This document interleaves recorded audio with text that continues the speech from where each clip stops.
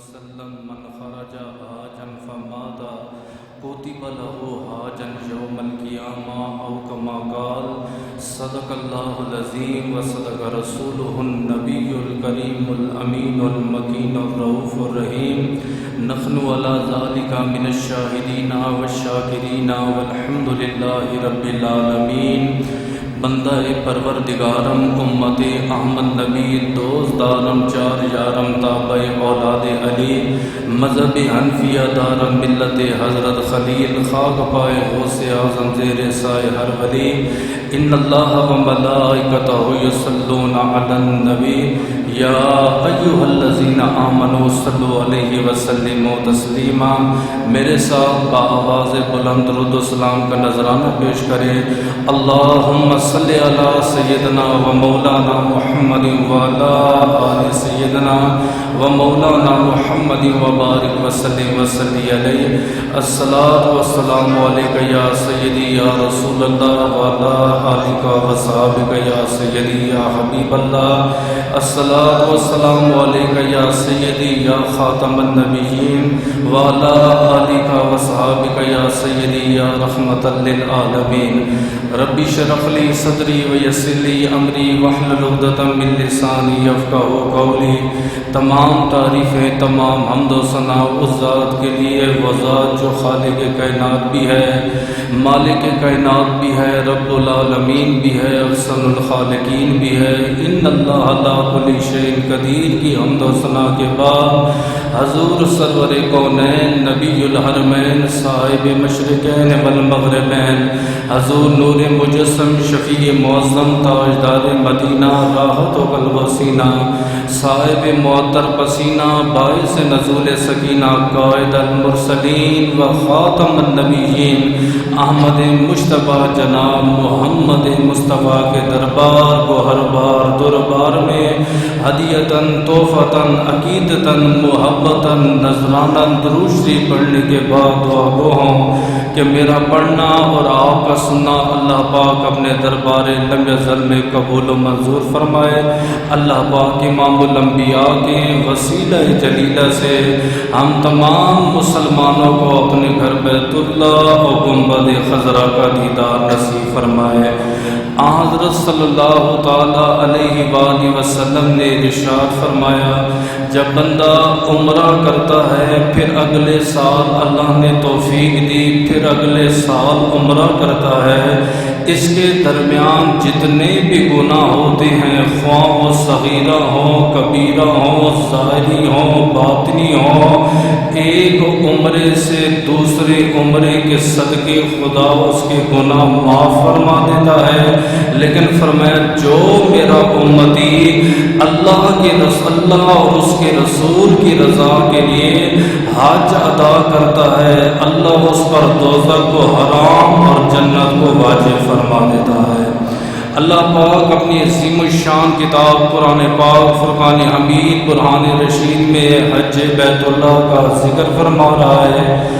ماہ ذی الحج کی آمد ہے، بڑا عظمت والا برکت والا عزت والا شرف والا مہینہ ہے، اور یہ وہ مہینہ ہے اسلامی سال کا آخری مہینہ، اور اسلامی سال کا پہلا مہینہ محرم الحرام ہے۔ اور اگر آپ غور کریں تو اس آخری مہینے میں بھی قربانی ہے، اسلام کے پہلے جو شروع والا مہینہ ہے اس میں بھی قربانی ہے۔ آخری مہینے میں قربانی اسماعیل ہے اور پہلے مہینے میں قربانی امام حسین ہے۔ ایک کی قربانی پر اگر عمل کرو گے، جانور ذبح کرو گے، جتنے بال ہوں گے خدا اتنے گناہ معاف فرمائے گا، اتنی نیکیاں عطا فرمائے گا۔ جی امام حسین سے محبت کرو گے، فرمایا قیامت کے دن گناہ بھی معاف ہو جائیں گے، تیرا تے میرا مصطفیٰ اس کی شفاعت بھی فرمائے گا۔ دوسرا اللہ کے رسول نے فرمایا یہ آخری مہینہ ہے، آپ نے غور کرنا ہے، یہ جو میرے پچھلے 11 مہینے گزرے ہیں آیا نیکیوں میں گزرے ہیں، گناہوں میں گزرے ہیں، فسق و فجور میں گزرے ہیں، برے اعمال میں گزرے ہیں، اچھے اعمال میں گزرے ہیں، تاکہ آئندہ سال ہم اچھے اعمال کر کے اعمال صالحہ کر کے اللہ کو بھی راضی کریں تے اللہ کے رسول کو بھی راضی کریں۔ اچھا، یہ وہ عظیم مہینہ ہے، اس کے بارے میں علماء فرماتے ہیں جس نے ماہ ذو الحجہ کو پایا اور ماہ ذو الحجہ کی تعظیم کی، اللہ تبارک و تعالیٰ اسے 100 شہیدوں کے برابر اجر و ثواب عطا فرماتا ہے۔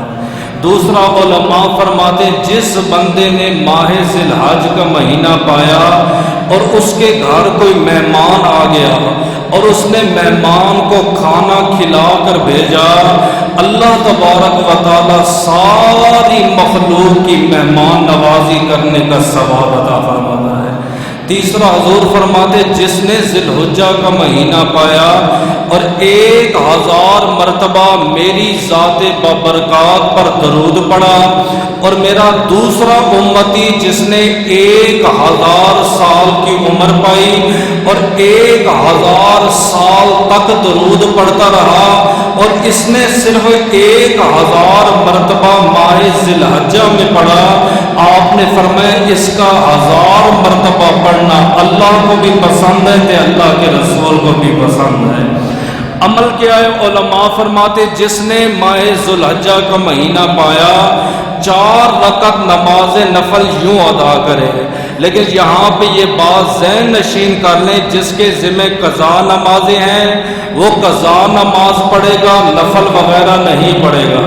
اگر نمازیں پوری ہیں تو 4 رکعت نماز نفل یوں ادا کرے، سورہ فاتحہ کے بعد 25 مرتبہ سورہ اخلاص پڑھے۔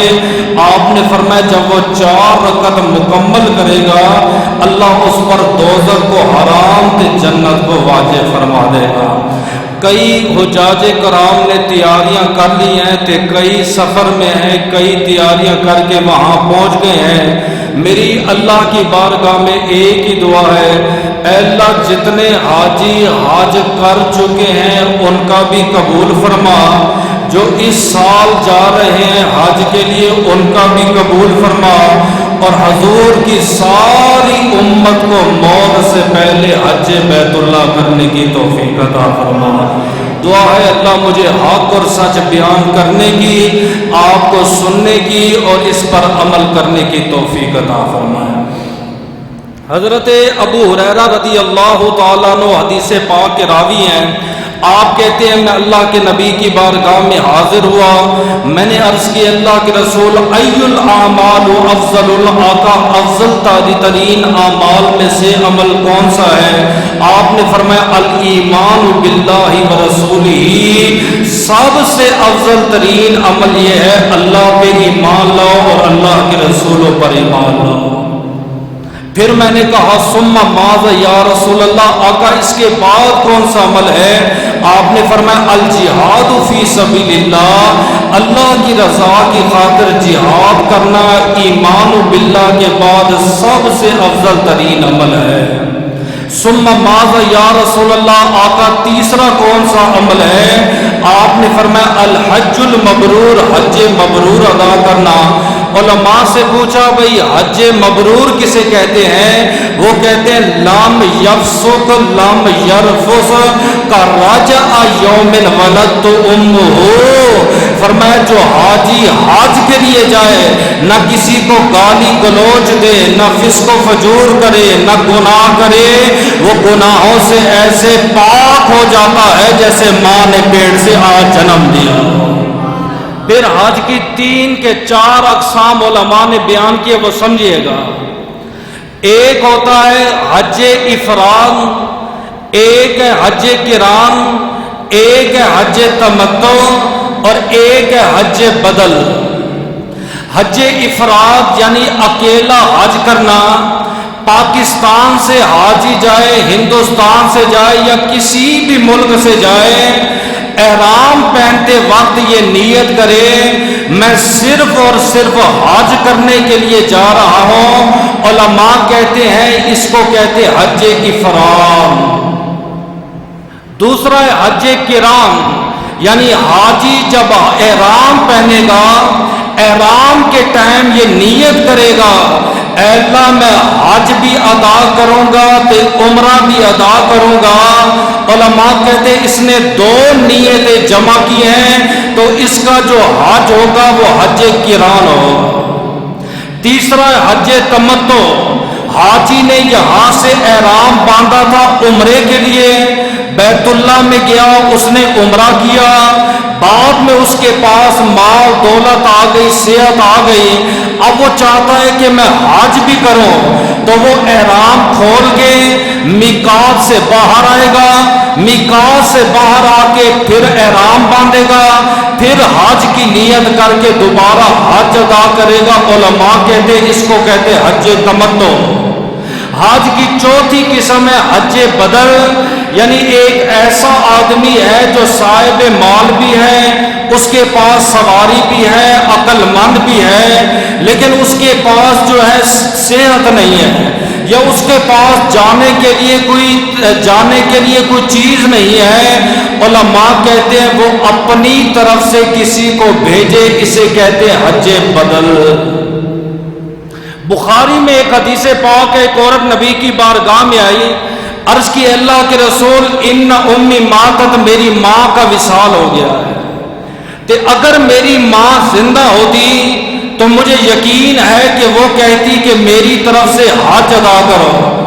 اب اللہ کے رسول میری ماں کا وصال ہو گیا ہے، میں اپنی ماں کی طرف سے حج ادا کر سکتی ہوں؟ میرے اور آپ کے نبی نے فرمایا بیٹی اگر تیری ماں کے اوپر قرضہ ہوتا تو قرضہ کون اتارتا؟ عرض کی آقا میں وارث ہوں، میں اولاد ہوں، میں ہی اتاروں گی. آپ نے فرمایا حج اللہ کا قرضہ ہے، اللہ کا قرضہ ادا کرو، جا کے ماں کی طرف سے حج ادا کرو، اللہ تجھے بھی ثواب عطا فرمائے گا، تیری ماں کو بھی اللہ ثواب عطا فرمائے گا. اس کو کہتے ہیں حج بدل. اب حج فرض کس پہ ہے یہ بات آپ نے سمجھنی ہے. ٹوٹل 6 شرائط ہیں، آسان ہے. سب سے پہلے مسلمان ہونا، غیر مسلم کے اوپر حج فرض نہیں. نمبر 2 عاقل ہونا، مجنون آدمی کے اوپر حج فرض نہیں. نمبر 3 بالغ ہونا، نابالغ پر حج فرض نہیں. اب آپ کے ذہن میں آئے گا جے نابالغ پر حج فرض نہیں. آپ بیت اللہ کی ویڈیو دیکھیں، آپ بیت اللہ کی تصویریں اٹھا کے دیکھیں، فیملی کے ساتھ چھوٹے چھوٹے بچے حج ادا کر رہے ہیں.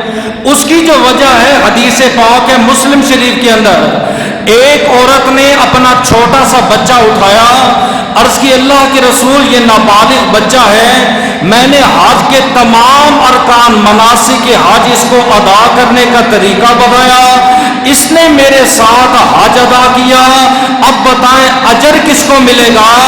آپ نے فرمایا حج تیری اولاد کرے گی، ثواب اللہ تجھے عطا فرمائے. ادھر علماء نے لکھا ہے، وہ کہتے ہیں جو باپ اپنی اولاد کو اچھی تربیت کرتا ہے، اگر باپ کو علم ہے میرے بیٹے کی نماز ٹھیک نہیں، اس کو عمرے کا طریقہ نہیں آتا، اس کو جنازے کا طریقہ نہیں آتا، اس کو جو ہے صوم و صلات کے بارے میں علم نہیں، اس باپ پہ لازم ہے وہ اپنی اولاد کی دینی تربیت کرے. کیوں؟ فرمایا باپ دنیا سے چلا جائے گا، بیٹا جب تک ان مسئلوں پہ عمل کرتا رہے گا خدا والدین کو ثواب عطا فرماتا رہے گا. لازمی نہیں مولوی سے بچہ دین، جو بچہ باپ سے سیکھتا ہے وہ مولوی سے نہیں سیکھتا. آپ کوشش کیا کرو جو مسائل آپ تک پہنچتے ہیں یا آپ کو یاد ہے اپنے گھر والوں کو آگے بتائیں. علم سینہ بسینہ پھیلتا ہے. آپ نے دعا دی اس بندے کو، فرمایا اللہ پاک اس آدمی کو آباد و شاد رکھے جو میری حدیثیں سن کر میری امت تک میری حدیثوں کو پہنچاتا ہے. 6 شرائط ہیں. سب سے پہلے مسلمان ہونا، عاقل ہونا، بالغ ہونا، آزاد ہونا، سمجھیں. پھر اس کے بعد صحیح سالم ہونا. 6ٹھی شرط یہ ہے صاحب استطاعت ہونا، صاحب مال ہونا. کتنا مال؟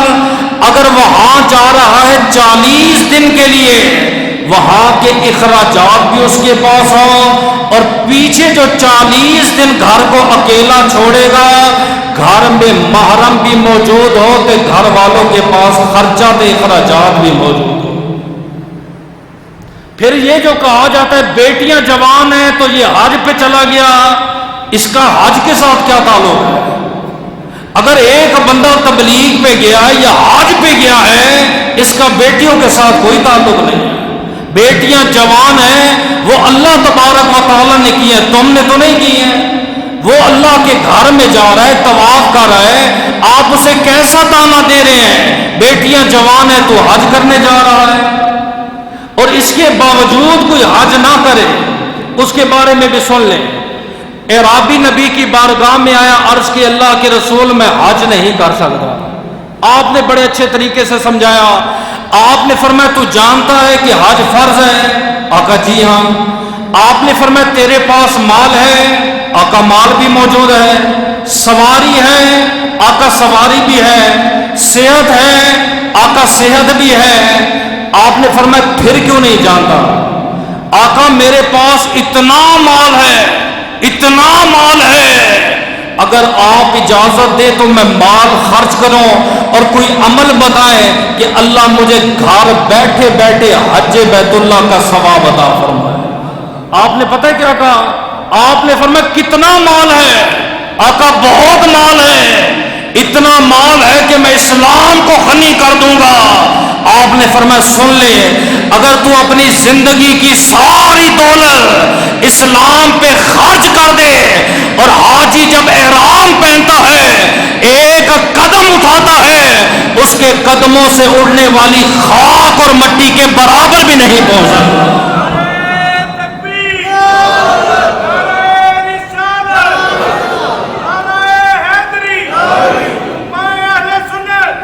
یہ جو لوگ ہیں نا آپشن دیتے ہیں پڑھے لکھے، آپ جانور ذبح کر رہے ہو، آپ کی خاطر ایک جانور پہ چھری چلائی جائے گی، اتنے پیسے کسی غریب کو دے دو، اتنے پیسے کسی مسکین کو دے دو، آپ 40 دن حج کے لیے جاؤ گے، اتنے پیسے فلاں کی بیٹی کو دے دو، فلاں کے بیٹے کی شادی ہے اس کو دے دو۔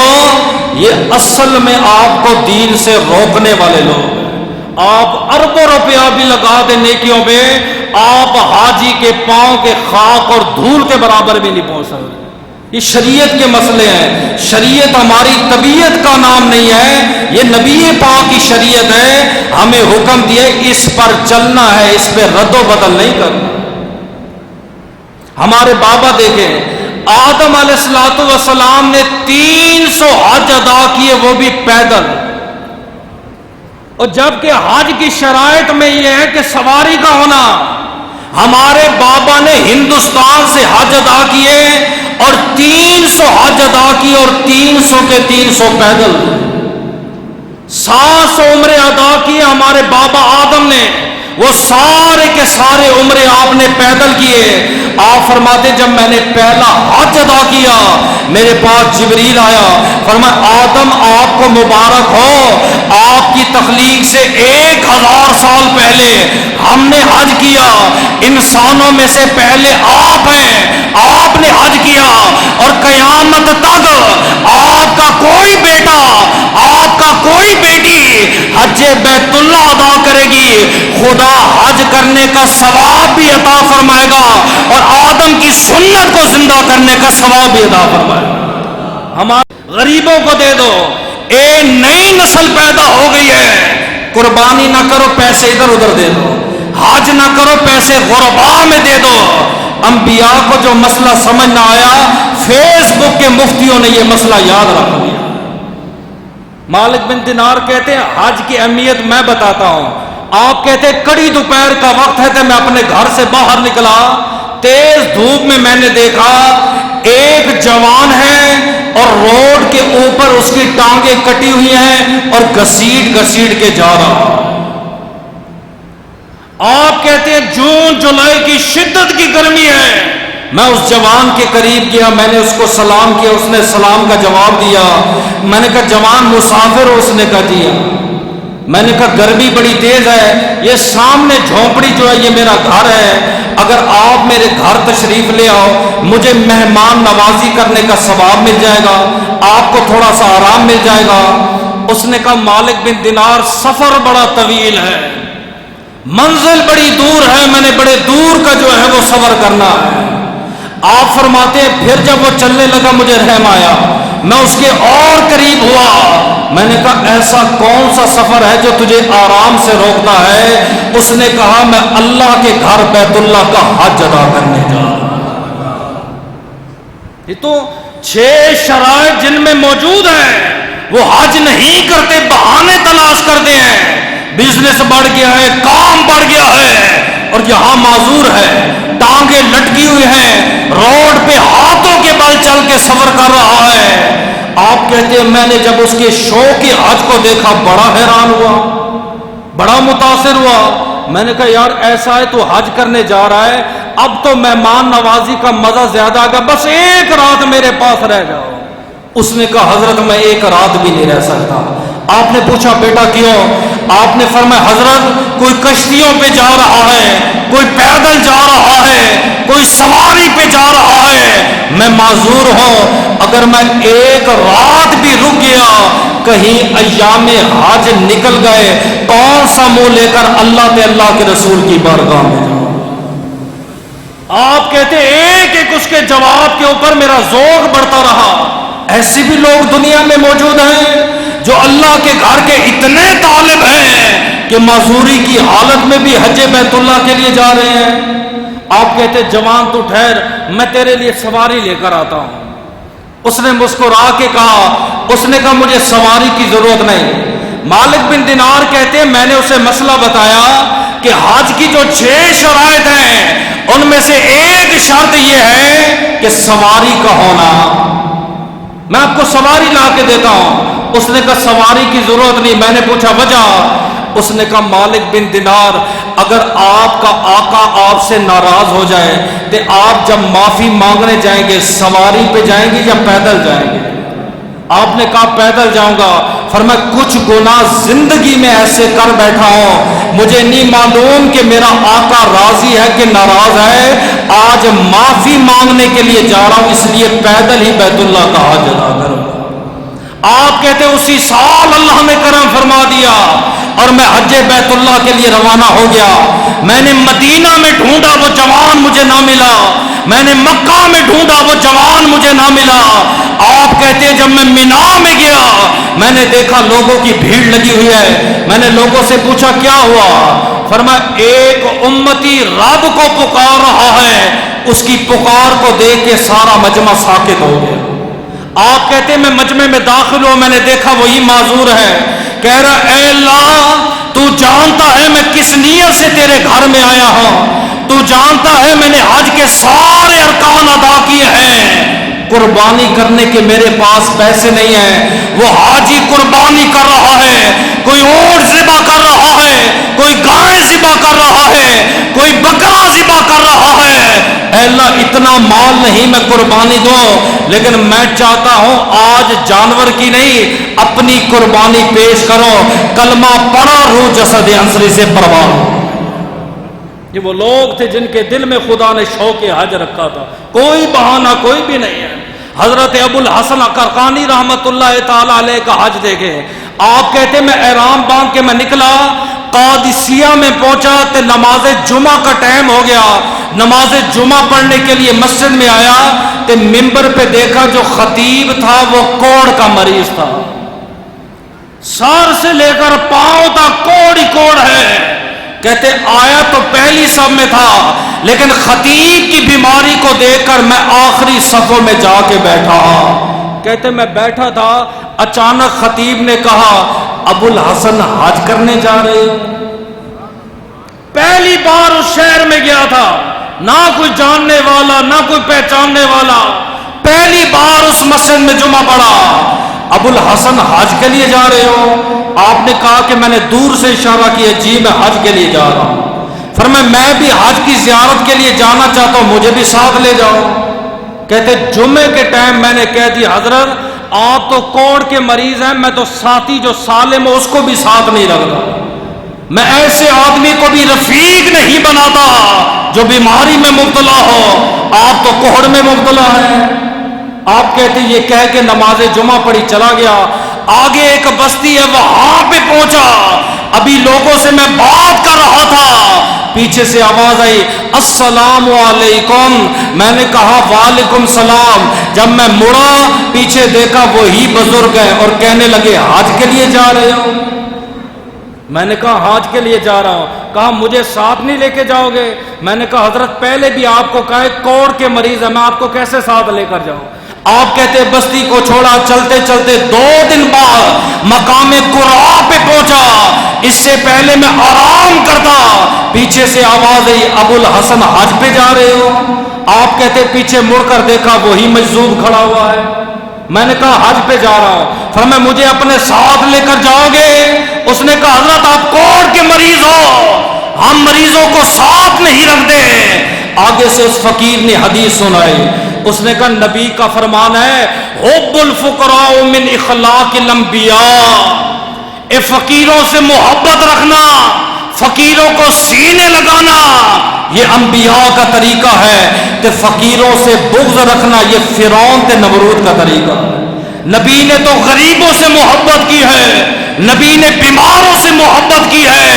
جس نبی کے کہنے پہ حج ادا کرنے جا رہا ہے حدیث پہ عمل نہیں کرتا، اس نے کہا حدیث بالکل ہے لیکن مجھے جو ہے نا کراہت ہوتی ہے کسی مریض کے ساتھ سفر کرو۔ آپ کہتے ہیں میں جس مقام پہ جاتا رہا، ہر مقام پہ مجذوب میرے سامنے آتا، ایک ہی سوال کرتا خواجہ ابو الحسن حج کے لیے جا رہے ہو مجھے ساتھ لے جاؤ۔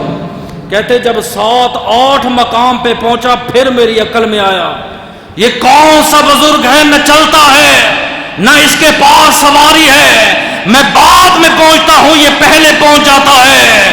آپ کہتے ہیں میں سمجھ گیا یہ کوئی عام نہیں ہے، 6 مقام پہ میں نے کہا آ میرے ساتھ چل۔ اس نے کہا اب ضرورت نہیں، مدینہ قریب آ گیا ہے، اب مکہ مدینہ میں تیری میری ملاقات ہوگی، پھر تو جان جائے گا ہم کون ہیں تو تم کون ہو۔ وہ جوان کہتے ہیں میں مدینے گیا، میں تلاش کرتا رہا مجھے وہ فقیر نظر نہ آیا، میں مکہ گیا میں نے تلاش کیا وہ فقیر نظر نہ آیا۔ کہتے ہیں جب میں رمی جمار کر رہا تھا اچانک ایک بزرگ نے مجھے دیکھا، اس نے کہا بیٹا کیوں پریشان ہو؟ میں نے کہا حضرت میں ایسے 6 راستوں پہ ایک بزرگ کو ملا ہوں، میرے ساتھ حج کے لیے آ رہا تھا لیکن نظر نہیں آ رہا۔ کہا نشانی کیا ہے؟ فرمایا ایسا رنگ تھا، ایسی زلفیں تھی، اتنا قد تھا، سارے جسم پہ کوڑ تھا۔ فرمایا اے نادان تجھے نہیں پتا وہ زمانے کا غور خواجہ ابو الجعفر رحمت اللہ تعالی علیہ تھا، اے یہ وہ اللہ کا ولی ہے جس کے لیے دعا کر دے اللہ اس کی دعا کو رد ہی نہیں فرما۔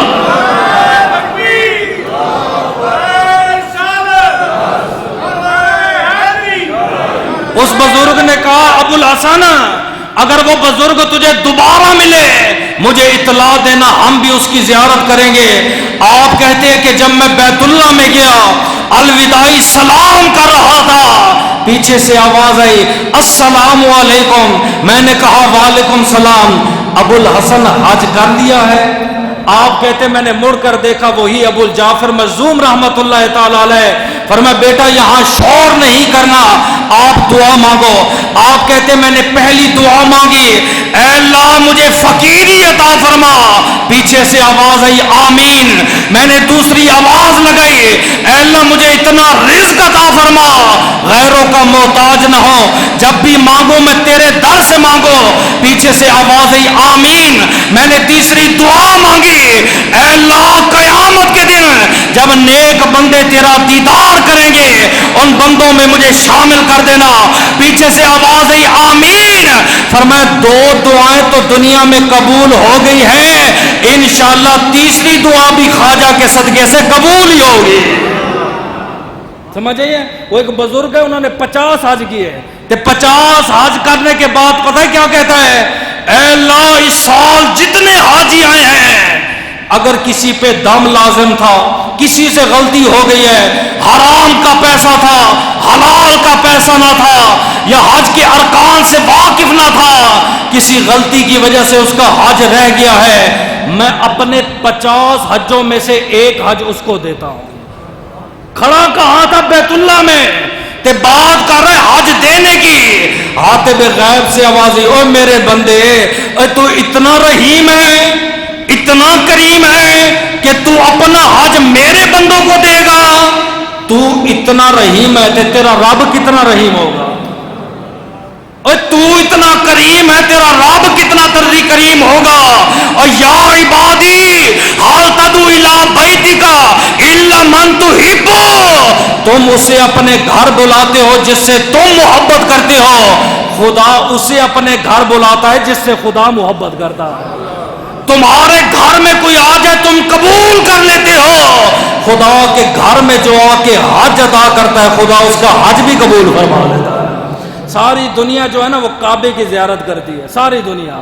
کیا تابعین گزرے ہیں، تبا تابعین گزرے ہیں، اویس کرنی دیکھ لیں، بلال دیکھ لیں، حسنین کریمین دیکھ لیں، خلفائے راشدین المہدیین دیکھ لیں، عشرہ مبشرہ کو دیکھ لیں، 313 بدریوں کو دیکھ لیں، 1.25 لاکھ نبی، 313، ہر نبی کہتا ہے اللہ کعبے کا دیدار عطا فرما۔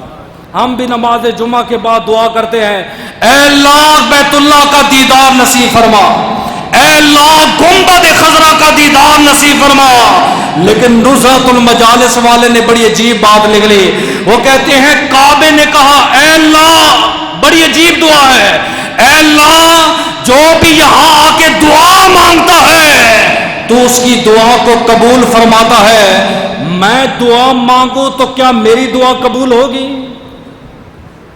اللہ پاک نے فرمایا کیوں نہیں، کعبہ تو بڑی شان کا مالک ہے، تو بڑی عزت کا مالک ہے، تیری بنیادیں نبیوں نے رکھی ہیں، تجھے تعمیر نبیوں نے کیا ہے، تیری نسبت فرشتوں کے ساتھ ہے، تیری نسبت انبیاء کے ساتھ ہے، تو ایک بار مانگ تو صحیح۔ کعبے نے کہا اے اللہ ساری دنیا میرا دیدار کرتی ہے، میری یہ دعا ہے مجھے اجازت دے میں تیرے محمد کا دیدار کرنا چاہتا ہوں۔ اللہ نے فرمایا کعبہ تجھے اجازت ہے۔ کعبہ نبی کی بارگاہ میں پہنچا، کعبے نے کہا السلام علیکم، میرے نبی نے سلام کا جواب دیا، اے اللہ کے رسول آپ کس کس کی سفارش کریں گے؟ آپ نے فرمایا کعبہ شفاعت لامتی من اہل الکبائر، میری امت کے جو کبیرہ گناہ کرنے والے قیامت کے دن میں اس کی شفاعت کروں گا۔ تو کعبے نے کہا اے اللہ کے رسول میں 3 بندوں کی شفاعت کروں گا۔ آپ نے فرمایا پہلا کون سا؟ آقا جس نے میرا طواف کیا، حج بیت اللہ کیا، قیامت کے دن میں اس کی سفارش کروں گا۔ آپ کہتے ہو نا قبول ہے کہ نہیں؟ کعبہ کہہ رہے کعبہ جس نے طواف کیا ہے، جس نے حج ادا کیا ہے، قیامت کے دن میں اس کی سفارش کروں گا۔ آپ نے فرمایا دوسرا، آقا جو راستے میں آ رہا تھا ومات فی الطریق، راستے میں فوت ہو گیا، مجھ تک نہ پہنچ سکا، میں اس کی قیامت کے دن شفاعت کروں گا۔ نبی مسکرا پڑے، آپ نے فرمایا کعبہ جو تجھ تک آ رہا تھا فوت ہو گیا، تو اس کی سفارش کرے گا۔ سن من مات من امتی فی طریق المکہ وانا شفیع ولہ 70 من آل بیتہ، آپ نے فرمایا جو تجھ تک آئے راستے میں مر جائے، قیامت کے دن میں اس کی بھی شفاعت کروں گا، اس کے خاندان میں 70,000 افراد کی شفاعت کروں گا۔ پھر آپ نے فرمایا کعبہ تیسرا کون سا ہے؟ بڑی عجیب بات ہے، آقا جس کے دل میں شوق تھا، جس کے دل میں محبت تھی، انشاءاللہ ہم بھی مدینے جائیں گے، ہم بھی کعبہ جائیں گے، ہم بھی حج بیت اللہ کریں گے، ہم بھی حجر اسود کو بوسہ دیں گے، ہم بھی صفا مروہ کے پھیرے لیں گے، ہم بھی مقام ابراہیم پر رکعتیں ادا کریں گے، ہم بھی رمی جمار کریں گے، ہم بھی مینا میں قربانی کریں گے، لیکن کسی وجہ سے آ نہ سکے، عقیدت تھی، محبت تھی، آج سنیو نیت کر لو، اللہ ہمیں توفیق دے ہم حج کریں گے، ہم عمرہ کریں گے. فرمایا کسی وجہ سے نہ آ سکے قیامت کے دن میں شفاعت کروں گا. ربیع بن سلمان، یہ 4 بزرگوں کی روایت ہے. وحید صاحب بیٹھے ہیں، میں نے 2 سال پہلے بیان کی، مجھے کہتے مفتی صاحب نے یوں بیان کی ہے. میں نے کہا یار یہ 3 سے 4 روایتیں ہیں، اختلاف ہو جاتا ہے. میں چاروں کی چاروں آپ کے سامنے رکھ دیتا ہوں. اللہ ان کو عزت عطا فرمائے. علمی بندے، میں اعتراض نہیں کر رہا ان کے اوپر. ایک روایت کے مطابق آتا ہے علی بن موافق کی یہ روایت ہے.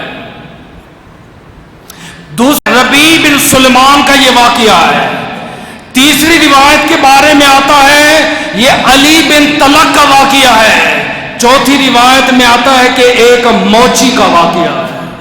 4 بزرگوں کا نام اس روایت پر آتا ہے. تھوڑی سی روایتوں میں اختلاف ہے. میں ربیع بن سلمان کو لے لیتا ہوں. آپ فرماتے ہیں کہ میں 6 سال حج کے پیسے جمع کرتا رہا. صبح سے شام تک مزدوری ہے، خون پسینے کی کمائی ہے. رات کو اپنے مال کے میں 3 حصے کرتا. یہ حج کرنے کا طریقہ بتایا جا رہا ہے کیسے آپ نے جانا ہے. ایک حصہ اپنے گھر والوں کو دیتا، ایک حصہ اپنے کام پہ لگاتا، ایک حصہ جوڑ کے رکھتا کہ جب اللہ نے توفیق دی حج بیت اللہ کروں. 6 سال بعد میرے پاس 600 درہم کے 600 دینار جمع ہوئے. پیسے میں نے تھیلی میں رکھ دیے. جو قافلہ حج کے لیے جا رہا تھا میں نے کہا کہ میرا نام بھی اس قافلے میں تحریر فرما. نام تحریر ہو گیا، جگہ فکس ہو گئی، تاریخ جو ہے فٹ ہوگی، فلاں تاریخ کو فلاں قافلے میں آپ نے جانا ہے. قافلے کی جانے سے 2 دن پہلے کا واقعہ ہے. آپ کہتے ہیں دمشق یا کوفہ کے بازار میں احرام خریدنے، بیگ وغیرہ خریدنے کے لیے چلا گیا. بازار میں جب میں نے احرام خرید رہا تھا میری نظر ایک پردہ پوش ایک عورت پہ پڑی. ہاتھ میں چھری ہے، سامنے مردار مرا ہوا ہے اور مردار کا گوشت کاٹ رہی ہے. آپ کہتے ہیں میں دیکھ کے ذرا حیران ہو گیا. یہ عورت چھری لے کے مردار کا گوشت، ہو سکتا ہے مجوسیوں میں سے ہو، کیونکہ مجوسی وہ فرقہ ہے جو مردار کا گوشت حلال سمجھتے ہیں، وگرنہ جتنے بھی مذاہب ہیں وہ اس گوشت کو حرام سمجھتے ہیں، خواہ وہ مسلمان ہو، کافر ہو، کوئی بھی ہو.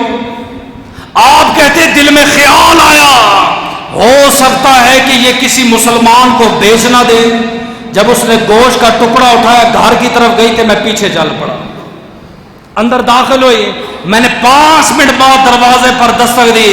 اندر سے آواز آئی السلام علیکم. میں نے کہا وعلیکم السلام. بیٹی کیسی ہو؟ کہتی ہے بس اتنی بات کرنی تھی، وہ سامنے نہ آئی، دروازے کے پیچھے چھپ گئی.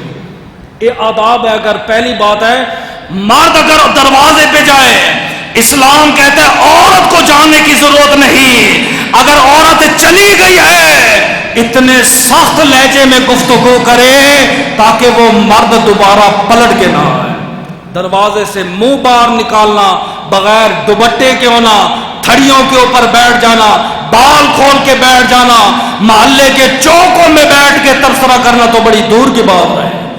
اسلام کہتا ہے حجر اسود پہ رش ہے، یہ بوسہ دینا چاہتی ہے. اسلام کہتا ہے یہ بوسہ مت دے، کہیں اس کی بے پردگی نہ ہو جائے. دور سے سلام کر دے، اللہ بوسہ دینے کا ثواب عطا فرمائے. وہاں دوڑ لگا رہی ہوتی، گھس رہی ہوتی ہے، نہ عربی کی پرواہ ہے نہ پاکستانی کی پرواہ. کیوں؟ حج آ گیا، 7 لاکھ روپے ان کے پاس آ گیا حج کا، ان کے پاس 7 منٹ نہیں ہے. اپنے علماء کو دیں، علماء کی محفل میں بیٹھے ہیں، حج کا طریقہ سیکھ کے جائیں. جس نے جو بتایا پوچھا تو وہ چلے گئے. رابطہ بھی نہیں رکھتے علماء سے، یار میرے اتنے پیسے لگے میرا حج برباد نہ ہو جائے. کہتے جب اس عورت کا پردہ دیکھا بڑا متاثر ہوا. پردہ اتنا تے گوشت مردار کا. میں نے کہا بیٹی آپ مجوس میں سے ہو؟ اس نے کہا نہیں. میں نے کہا ہندو فیملی سے ہو؟ اس نے کہا نہیں. میں نے کہا بت پرستوں میں سے؟ اس نے کہا نہیں. میں نے کہا کس فیملی سے تعلق ہے؟ اس نے کہا میں آل رسول ہوں، میں سید زادی ہوں، میں فاطمہ الزہرا کا نور ہوں، میں مولا علی شیر خدا کا نور ہوں. آپ کہتے یہ بات سن کے میں حیران ہو گیا. میں نے کہا بیٹی آپ کو یہ مسئلہ نہیں معلوم کہ یہ مردار کا گوشت ہے، یہ حرام ہے. اس نے کہا سلمان بن ربی بن سلمان، آپ کو مسئلہ نہیں معلوم؟ 7 دن سے میں بھوکی ہوں، میری 4 کے 3 صاحبزادیاں بھوکی ہیں، اور جب جان جانے کا خطرہ ہو، علماء کا فتویٰ ہے حالت استغراب میں آپ بقدر جان بچانے کی خاطر مردار کا گوشت کھا سکتے ہیں. آپ کے لیے شراب بھی حلال ہے، آپ کے لیے خنزیر کا گوشت بھی حلال ہے، مگر اتنا جس سے آپ کی جان بچ جائے، اگر اتنی بھوک ہو. فرمایا یہ فتویٰ ہمیں بھی معلوم ہے. آپ کہتے میں اور متاثر ہوا، برد بھی ہے، علمی بھی ہے، فتوے بھی آگے سے بتا رہی ہے. آپ کہتے میری آنکھوں سے آنسو نکل پڑے. میں نے کہا بیٹی تیرا شوہر کہاں ہے؟ اس نے کہا غیرت مند سید زادہ تھا، کبھی کسی کے سامنے ہاتھ نہیں پھیلایا. آج جو سید مسجدوں میں آتے ہیں ہاتھ پھیلاتے ہیں اور کہتے ہم سید ہیں، خدا کی قسم ہمیں بڑا رحم آتا ہے. اے تم سید نہیں ہو، سید مرتا مر جائے گا، لیکن سید کسی کے سامنے ہاتھ نہیں پھیلائے گا. تم نے صرف اور صرف سادات کو بدنام کیا ہے. اور ہم خود سادات کے ٹکڑے کھاتے ہیں. سادات کو کیا ضرورت ہے ہم سے مانگے؟ مالک نوکر سے مانگے گا، مالک امت سے مانگے گا. جو اصلی سید ہوتا ہے بیکاری نہیں ہوتا. علماء نے نشانیاں لکھی ہیں، وہ کہتے ہیں سید کی آنکھ تر ہوگی خوف خدا کی وجہ سے، سید کا چہرہ ہمیشہ نورانی ہوگا. تیسرا سید ہمیشہ سخی ہوگا، کنجوس نہیں ہوگا. یہ 3 علامتیں ہیں، ہر قوم کی نشانی ہے. سید کی یہ 3 نشانیاں ہیں. آپ کہتے ہیں مجھے بڑا رحم آیا. میں نے کہا بیٹی رکو میں آتا ہوں. میں اسی بازار میں دوڑتا رہا، مجھے اپنے جوتوں کی فکر بھول گئی، احرام میرا گر گیا، میرے کپڑے میرے خراب ہو گئے. میں نے بازار میں جا کر 100 کا میں نے آٹا خریدا، 100 کا میں نے کپڑوں کا تھان خریدا، 400 درہم اٹھا کے میں نے آٹے میں چھپا دیے. یہ نہیں ہے کہ سید آ گیا گن کے دو، مسجد کی جھولی آ گئی ہے 5 روپے دو، 10 روپے دو تے 20 کا نوٹ اٹھا لو. نہ، فرمایا سید زادی بھوکی ہے. آپ کہتے 600 درہم میں نے اس کو دیے. جب اس نے آٹے کا تھیلا دیکھا اس نے دعا دی. فرمایا ربیع بن سلمان تو نے ہمیں حرام سے بچایا ہے، اللہ تجھے حج بیت اللہ کرنے کا ثواب عطا فرمائے. اے بیٹیوں ادھر آؤ، دیکھو ایک مسافر آیا ہے، تمہارے لیے رزق حلال لے کر آیا ہے. بڑی بیٹی نے دعا کے ہاتھ اٹھائے. فرمایا ربیع بن سلمان تم نے ہمیں حلال کا آٹا دیا ہے، میں دعا کرتی ہوں قیامت کے دن میرا نانا تیری شفاعت کرے. دوسری بیٹی کھڑی ہو گئی اور ربیع بن سلمان تو نے ہمیں لباس دیا ہے، ہم بے پردہ تھے، میں دعا کرتی ہوں قیامت کے دن تجھے مصطفیٰ کی شفاعت ملے. تیسری بیٹی کہتی ہے میں دعا کرتی ہوں تمہیں جنت میں مصطفیٰ کا پڑوسی بنائے. آپ کہتے آنسو لے کر میں واپس چلا گیا. قافلے کو میں نے کہا میں نہیں جا سکتا. قافلے نے طرح طرح کی باتیں کی، جتنے منہ اتنی باتیں. مال کھا گیا ہے، مال تھا نہیں، نام لکھوا گیا ہے. آپ کہتے قافلہ چلا گیا تو میں نے رونا شروع کر دیا. اس قافلے کے اندر ایک اور بزرگ ہے جس کا نام عبداللہ ہے. وہ کہتا ہے جب میں مقام حتیم کے اندر گیا میری آنکھ لگی ہے، میں دیکھتا ہوں کہ 2 فرشتے کھڑے ہوئے ہیں. ایک فرشتہ دوسرے سے کہنے لگا ارے جانتے ہو اس سال کتنے حاجی آئے ہیں؟ میں نے کہا 7 لاکھ آئے ہیں. میں نے کہا آتے تو لاکھوں میں ہیں، قبول کسی کسی کا ہوتا ہے، یہ بتا قبول کس کا ہوا؟ فرمایا اس سال 7 لاکھ کا حج قبول ہو گیا. میں نے کہا بخشش کتنوں کی ہوئی؟ فرمایا بخشش بھی سب کی ہو گئی ہے. میں نے کہا کوئی خاص آ جائے؟ فرمایا نہیں. پھر فرمایا اللہ نے اس لیے قبول کیا اس کے صدقے سے جو حج کرنے ہی نہیں آیا، جو آیا نہیں اس کے صدقے سے خدا نے 7 لاکھ حاجیوں کا حج قبول فرما دیا. کہتے جب قافلہ واپس آیا تو میں مبارک دینے گیا. آپ کیا سمجھتے ہو یہ ایئرپورٹ پہ کیوں جاتے حاجی کو لینے؟ میں نے ایسا کبھی نہیں دیکھا. اللہ کے نبی کی حدیث ہے آپ نے فرمایا حاجی جب واپس آئے فسلم علیہ، اس کو سلام کرو. پھر آپ نے فرمایا ویصافح علیہ، اس کے ساتھ مصافحہ کرو. آقا پھر آپ نے فرمایا اسے کہو میرے لیے مغفرت کی دعا کرے. کیوں؟ فرمایا حاجی جس کے لیے دعا کر دے خدا دعا کو رد ہی نہیں فرماتا. یہ ہار پہنا کے واپس آ جاتا ہے، مٹھائی دے کے واپس آ جاتا ہے. ہم نے کبھی ایئرپورٹ پہ نہیں دیکھا کہ حضرت آپ آگے ہمارے لیے دعا کر دے. آپ کہتے میں بھی پہنچ گیا. میں نے کہا تمہیں مبارک ہو. انہوں نے کہا تمہیں بھی مبارک ہو. میں نے کہا تمہیں حج مبارک ہو. اس نے کہا تمہیں بھی حج مبارک ہو. میں حیران ہو گیا. مجھے کیوں؟ فرمایا تو نہیں گیا تھا؟ اس نے کہا میں تو نہیں گیا. فرمایا جھوٹ بولتے ہو، اتنے بڑے عالم ہو گئے ہو، اتنے بڑے محدث ہو گئے ہو، آپ جھوٹ بولتے ہو. ہم نے تجھے روضہ رسول پر درود پڑھتے دیکھا تھا، ہم نے تجھے طواف کرتے ہوئے دیکھا تھا، ہم نے تجھے حجر اسود کو بوس و کنار کرتے ہوئے دیکھا تھا. آپ کہتے رات روتے ہوئے سو گیا. اے اللہ تو بڑا بے نیاز ہے، تو جانتا ہے میں نہیں گیا. لیکن قافلے والے کہتے ہم نے دیکھا ہے. کہتے رات کو روتے روتے سویا، چہرے کی آنکھ بند ہوئی تے قسمت کی آنکھ کھل گئی. خواب میں اللہ کے نبی آئے، فرمایا بیٹا ربی کیوں پریشان ہو؟ میں نے عرض کی اللہ کے رسول میرے قافلے والے کہتے ہم نے تجھے حج کرتے ہوئے دیکھا ہے، ہم نے تجھے نبی کے روزے پہ دیکھا ہے، جبکہ میں نہیں گیا. آپ نے فرمایا میں بھی یہی کہتا ہوں تو حج کرنے گیا ہے. آقا وہ کیسے؟ آپ نے فرمایا یاد کر وہ دن جب ایک بازار میں میری بیٹی مردار کا گوشت اٹھا کے جا رہی تھی، تو نے میری آنکھ کو مردار کے گوشت سے بنایا. میری بیٹیوں نے تیرے حق میں دعا کی، میں وہاں تو وہ دعا کر رہی تھی، یہاں گنبد خضرا میں میں نے دعا کے ہاتھ اٹھائے. میں نے کہا اے اللہ اس سال جتنے حاجی آئے اس کے صدقے سے ان کا قبول فرما. اللہ نے میری دعا ایسی قبول فرمائی. اللہ نے تیری شکل کا ایک فرشتہ بنا دیا. جس کو انہوں نے حرم میں دیکھا تھا وہ تو نہیں، وہ فرشتہ تھا.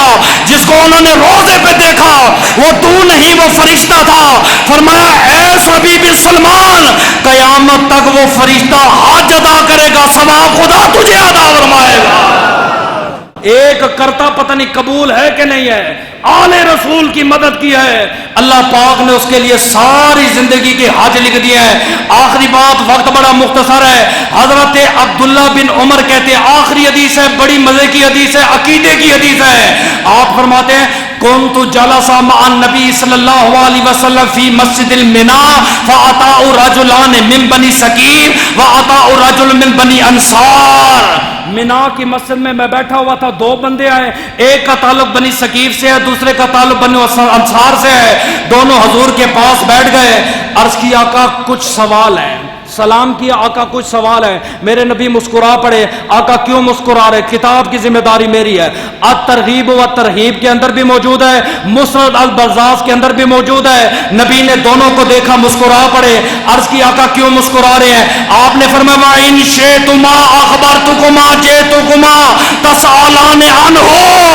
فرمایا اگر چاہو تو تم سوال کرو میں جواب دیتا ہوں، اگر چاہو تو تم چپ رہو میں سوال بھی خود بتاؤں گا، میں محمد جواب بھی خود بتاؤں گا. اے جس کو سمجھ آ گیا فرمایا اگر چاہو تو سوال کرو میں جواب دیتا ہوں، چاہو تو خاموش رہو سوال بھی میں بتاتا ہوں جواب بھی میں بتاتا ہوں. آقا پھر بتائیں. آپ نے فرمایا تمہارے دل میں 7 سوال ہیں. دلوں کے راز دبدبے اللہ جانتا ہے، اللہ کے سوا کوئی نہیں جانتا. سائنسدانوں نے مشین بتا دی ہے، وہ باقاعدہ کرسی پہ بندے کو بٹھاتے ہیں اور پوچھتے ہیں ہاں بھائی بیوی سے سچی محبت کرتے ہو؟ تے جھوٹ بولو تو ریڈ لائٹ، تے اگر سچ بولو تو گرین لائٹ آن ہو جاتی ہے. تے اکثر اس سوال پہ ریڈ لائٹ ہی آن ہوتی ہے. سمجھ آئی ہے؟ پہلے کہتے تھے ماں کے پیٹ میں کیا اللہ جانتا ہے، اللہ کے سوا کوئی نہیں جانتا. الٹرا ساؤنڈ والی مشین نے کہا میں بتاتی ہوں. بارش کب آئے گی اللہ جانتا ہے. نبی کو کہا، ولی کو کہا، شرک ہو جائے گا. سمجھ آئی؟ ٹی وی اینکر بتا دیتی ہے 2022 میں انشاءاللہ شدید بارشیں آئیں گی. مانے گا اس کو اللہ؟ اس کو خدا مانے گا؟ ہم کب سے تجھے کہہ رہے تھے یہ چیزیں اللہ کے پاس بھی ہے، اللہ نے اپنے پیاروں کو بھی عطا فرمائی ہے۔ آپ نے فرمایا تیرا پہلا سوال یہ ہے، حاجی حج کے لیے جاتا ہے کتنا ثواب؟ فرمایا ہر قدم پہ اس کے گناہ معاف، ہر قدم پہ نیکیاں۔ دوسرا سوال، مقام ابراہیم پر 2 رکعتیں پڑھتا ہے، فرمایا سمندر کی جھاگ کے برابر بھی گناہ معاف۔ تیسرا سوال، حتیم میں جاتا ہے، فرمایا اللہ پاک اولاد اسماعیل میں سے غلام آزاد کرنے کا ثواب عطا فرماتا ہے۔ چوتھا فرمایا جب کنکریاں مارتا ہے اللہ 70 غلام آزاد کرنے کا ثواب عطا فرماتا ہے۔ پانچواں آپ نے فرمایا جب وہ طواف کرتا ہے اللہ تبارک و تعالیٰ اس کے گناہ معاف فرما دیتا ہے۔ چھٹا آپ نے فرمایا حجر اسود کو بوسہ دے دیتا ہے، اللہ اس کے نصیب میں شفاعت لکھ دیتا ہے۔ ساتواں جب الوداعی سلام کہتا ہے اور فرشتے کہتے ہیں حاجی چلا جا چلا جا، اللہ نے تیرے گناہوں کے اوپر رحمت کا قلم پھیر دیا ہے۔ دونوں کھڑے ہوئے کہتے ہیں والذی بعثک بالحق، اور اس ذات کی قسم جس نے آپ کو حق کے ساتھ بھیجا ہے، سارے سوال بھی ٹھیک ہے سونیا، تیرے جواب بھی ٹھیک ہے۔ اس لیے سننی اپنے ماں کو سلام کر، خدا نے اس گھر میں تجھے پیدا کیا ہے، کبھی یہ عقیدت ہے یہ مذہب نہ چھوڑنا۔ حاج صاحب کا ایک میسج تھا، سنا دوں؟ 2 منٹ دو گے؟ آج کا دن ہے، 2 منٹ ادھارے، اللہ آپ کو اجر عطا فرمائے، اللہ آپ کو عطا فرمائے۔ جو بندہ چاہتا ہے کہ میں حج ادا کروں، مال دولت نہیں ہے، آذان تے اقامت کے درمیان فرمایا 40 مرتبہ سورہ والضحیٰ کی تلاوت کرے، حج کی دعا کرے، انشاءاللہ اسی سال اللہ حج بیت اللہ کرنے کی توفیق عطا فرمائے۔ میں نے یہ وظیفہ ایک دوست کو بتایا تھا، وہ کہتا ہے کیسے ہوگا، میری تو تنخواہ 30,000 روپیہ ہے، جس کمپنی میں وہ کام کرتا تھا اس وظیفے کی برکت سے حج کا ٹکٹ نکال آیا۔ دوسرا وظیفہ بھائی صاحب نے میسج بھیجا، مجھے بڑا پسند آیا کہ یہ جو پہلی ذی الحج ہے، پہلی ذی الحج سے لے کر 10 ذی الحج تک آپ نے اپنی اولاد کے لیے دعا کرنی ہے۔ کیوں؟ ان 10 دنوں میں ابراہیم نے اسماعیل کے لیے دعا کی تھی، جو باپ اپنی اولاد کے لیے مانگے گا خدا اسے قبول فرمائے گا۔ تیسرا، بال تے ناخن آپ نے نہیں کٹنے، یہ بھائی ولید نے مسئلہ پوچھا تھا۔ پہلی ذی الحج سے لے کر 10، جس نے قربانی کرنی ہے وہ بھی، جس نے نہیں کرنی وہ بھی۔ کیوں؟ فرمایا حاجی نہیں کاٹتا تو بھی نہ کر، وہ بال نہیں کاٹتا تو بھی نہ کاٹ، اے اللہ وہ تو حج کر رہا ہے، قربانی کر رہا ہے، میں فرمایا اپنی مشابہت اس کے ساتھ کر۔ کیا ہے؟ اپنی مشابہت اس کے ساتھ کر۔ کیوں؟ فرمایا خدا اس کو بھی اجر عطا فرمائے گا، خدا تجھے بھی اجر عطا فرمائے گا۔